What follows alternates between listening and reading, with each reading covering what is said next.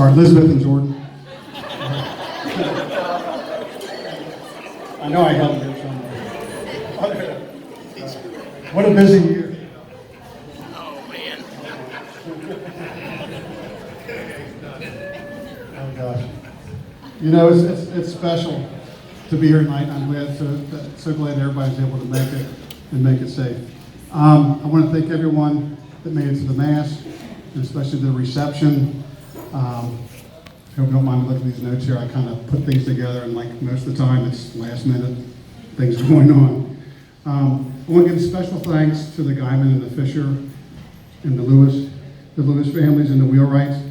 A lot of things have to come together for this to happen, and it got pulled together really well. So thank you so much for that. Not to mention the fact that so many people traveled miles and thousands of miles to get here. We're really honored, Jay and I, that you're able to make it to this special occasion between Laura and Jason. So, and again, you think you get callous doing this, but it doesn't get any easier. So, all the things it takes to put together, a lot of family members from the Fisher, Geiman, Lewis, and the Wheelwright family. But I do want to give a special thanks to one of my siblings, Heidi, in the back over here, who all of them pitched in, but for the, I told you I was going to call you out. Everyone pitched in, but Heidi was there for all 4 weddings. Allison got married 5 years ago, this 28th of December, so it's another special month. Then it's out, and then Allison will be celebrating their anniversary. So Heidi, thanks so much. We do appreciate what you did. Last night we had a great practice at St. Therese, and afterwards was followed by a rehearsal dinner put up by the Lewis and Wheelwright family. We had a great time. It was done so well. The decorations, everything, we had a blast. Really did. So, you know, being the father of the bride for 4 daughters is really a special occasion, and it's an honor. But it's really mathematically, I'm only half of that whole equation. My wife Jenny, who put all these together, and she said I'm the same. I'm sorry. The honors are shared one, so thank you so much.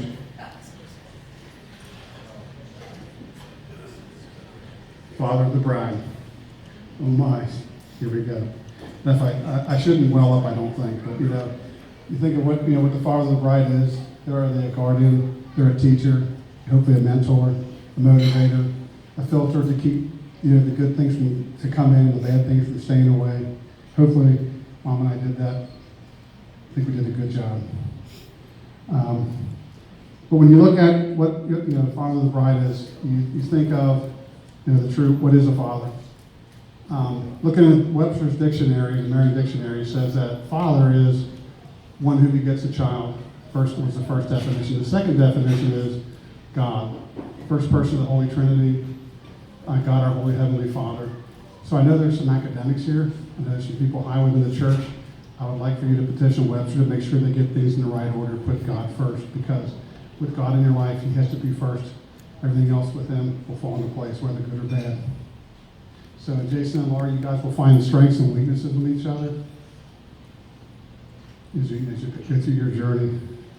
You'll have lots of challenges, and you'll have family and friends to help you along the way. Remember to keep God first, just like Father said. With God, all things are possible. Page 3. Oh, this is where I get to say a little something about Laura. Yeah. So Laura, my little curly-haired blonde girl who loved to dance, and Aunt Amy, who's here tonight, taught you dancing. So as a little girl, tiptoeing, twirling, pirouetting, shuffle ball chaining, across the floor in a little pink tutu, and sometimes grabbing the unwilling partner in Casper or Lucky, maybe the cat along the way because the dogs ran into so much, and sometimes getting into mom's makeup, mom not knowing, walking out, and really not knowing if you wanted to be a clown or trying to resemble Tammy Faye Baker. I don't know, but still so beautiful. From then, so attending Woodville, as a student and an athlete, we excelled at both of them, but our U6 soccer, and there's some coaches here tonight, Ken and Dan, who did U6 soccer all along the way, all the way up through high school. And Lindsay also was on her team. Lindsay over there. Becky. We're going to call you out. All along the way, all through your career. And then going to Highlands and playing soccer at Highlands. All the way to you were a freshman and actually became the MVP for that, which was really a thing. But she wanted to change direction. She wanted to reach new heights, literally and figuratively. So she decided to get into pole vaulting because Allison did it. I wanted to do it too. I did it in high school, but probably wasn't as good as what these girls were. Lindsay over here was part of the team as well. They had 4 state championships in a row, 4 state titles in pole vaulting. Laura had 3, and Lindsay ended up with 1. And Lindsay actually went on to down to Murray State, where she ran track.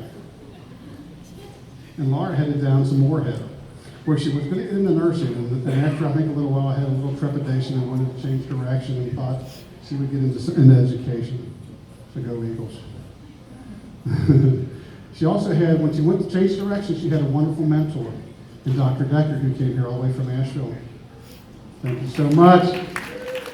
You know, you gave her great direction, gave her guidance, and your help when we couldn't be there led her along the way. So I know we talked about tonight about being there for the graduation.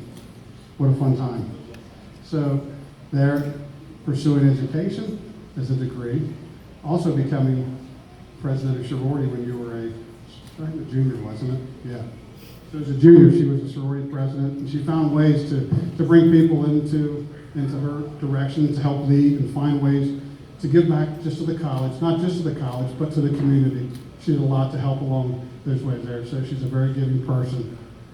After graduation, she came home, and she moved into the house next door and became mine and Mom's new neighbor. Yeah. I think a dog came in the picture somewhere in there. Leo, yeah. So she moved in next door, and sometimes, on occasion, it was rare, but she would stop over for breakfast or dinner. Sometimes. So there she actually, and she landed a job, and she was teaching 2nd and 3rd grade at Lincoln Elementary, where she had another friend in Marty Joe, who helped her along the way to give her help and direction, because everyone that starts something new needs a little bit of help, a little bit of guidance. And she was one of your friends to help you along the way.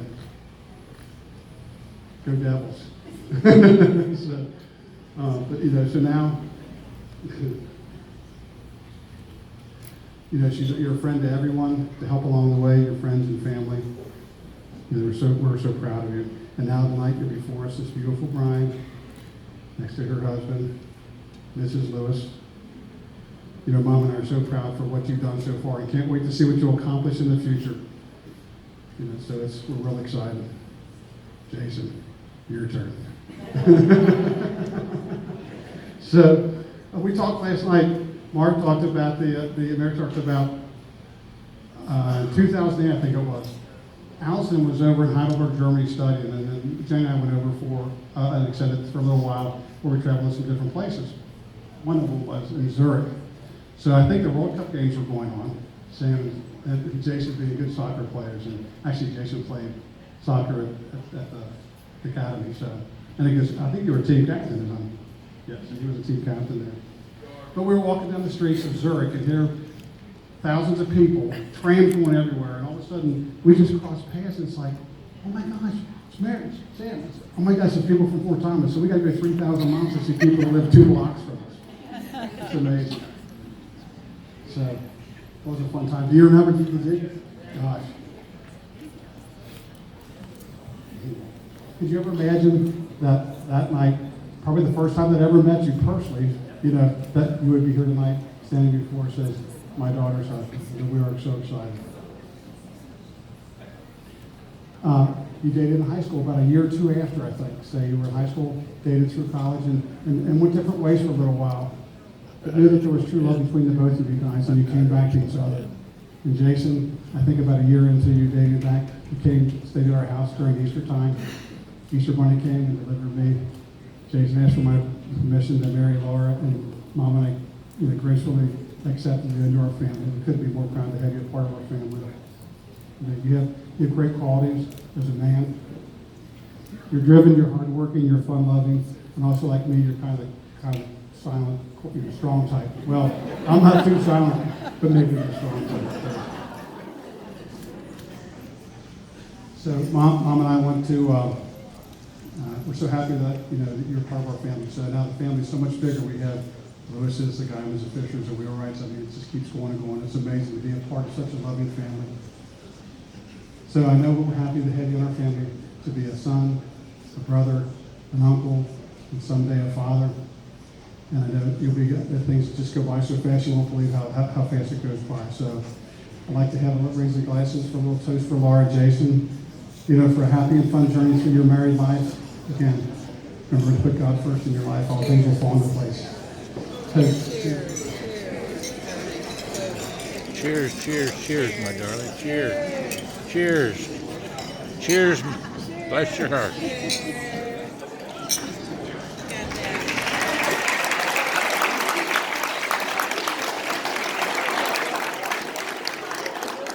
You got any space on your phone, hon? Hi everyone, I'm Elizabeth, I'm Laura's sister. Welcome everyone to their special day. It's really wonderful to get to share this with everyone, such a special couple. As we can all see, Laura is so beautiful. Both her and Jason are just glowing with happiness. Her dress looks perfect, clearly. And believe it or not, shares some parallels to Laura and Jason's love story. So for those of you who don't know, which I guess everyone does now, based off of the previous storytelling, Laura and Jason met in high school. And through the years that they were being sweethearts, I had the chance to play big sister. Got to keep an eye on Jason while we were in the same German class. Thanks to our German teacher, Frau Adams, I was more familiar with Jason being called Timo, as she had us choose German names to be called for the rest of our high school careers.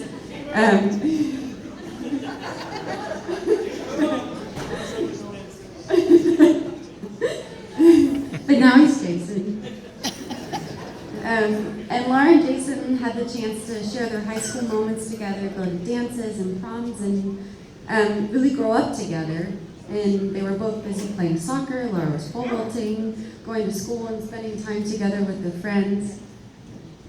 And then after high school, Laura and Jason went through their long-distance relationship when we went to West Point Academy, where for months at a time, the only communication that they were allowed to have was writing letters to each other. And I remember Laura's dedication to writing letters as much as she possibly could, and kind of checking the mail every day. We checked together to see Jason's letters come in. And it was wonderful when they got to spend time together on the phone or get a chance to talk more than just the letters.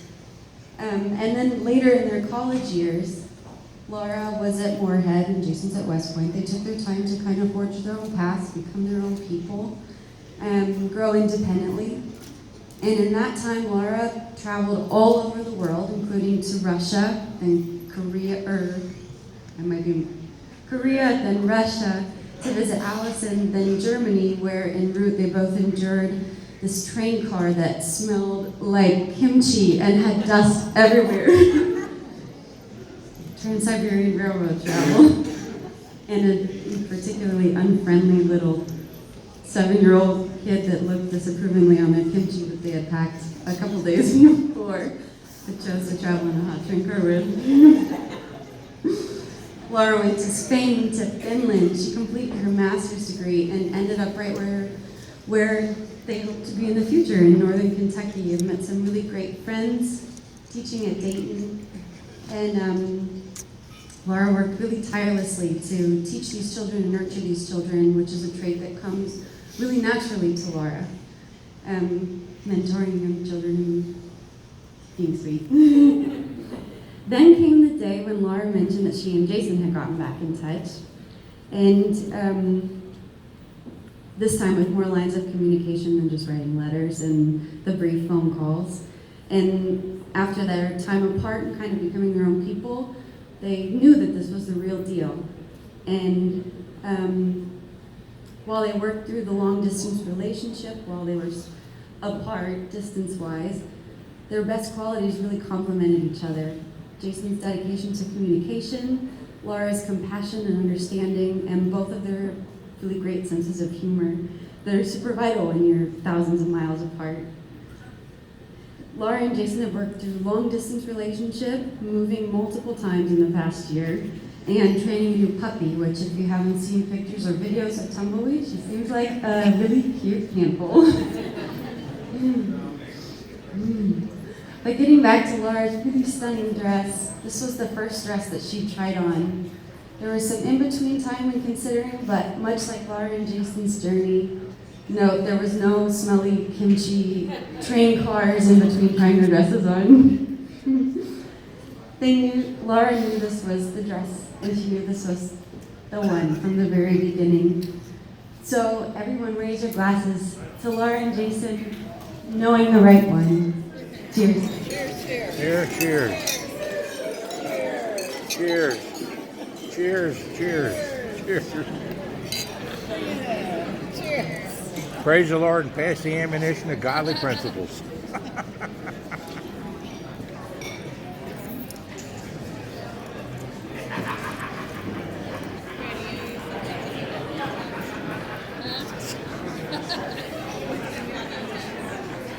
All right, so for those of you who don't know me, my name is Samson. I'm the younger brother of the very handsome groom here, Jason Lewis, and I am going to try not to get emotional here. Just first and foremost, congratulations to the beautiful bride and groom.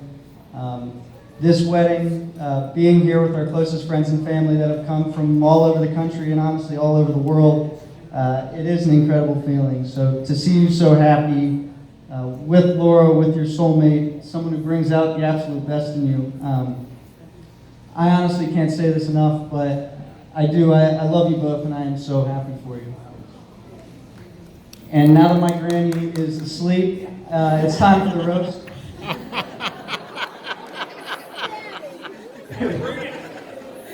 No, I do actually have something to admit. For those of you who may not know me as well, I am the more cheesy and emotional brother in this one here. I know I look strong and tough, but but one of us grew up fascinated by World War II history and now deadlifts in his garage. And the other used to write science fiction novels and keeps a photo log of my favorite Eggs Benedicts in Boston. So, for those of you that are confused, I'm more into yoga. So. No, but I am cheesy. My brother's my best friend, and I'm proud to be giving a speech in his honor today. And honestly, just writing this speech and thinking back to my memories with my brother, it did almost make me emotional. So I am going to step back a little bit further to when Jason and I were growing up. And growing up, Jason and I were always 1, outside, 2, playing sports, and 3,